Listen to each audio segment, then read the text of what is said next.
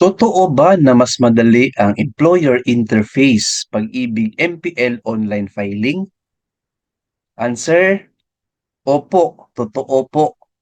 Ito po yung convenient way of filing MPL sa Pag-ibig.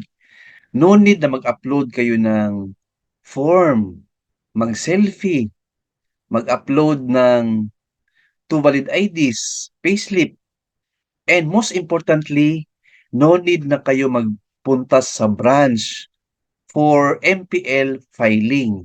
Mas madali po itong Pag-ibig online employer interface. Ang problema lang po is hindi lahat ng employers ay registered pa nito.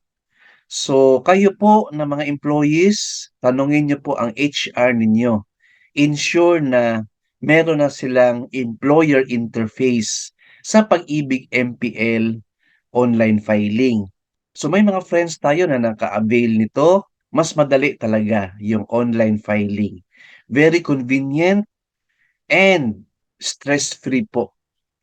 Alright, so thank you for watching.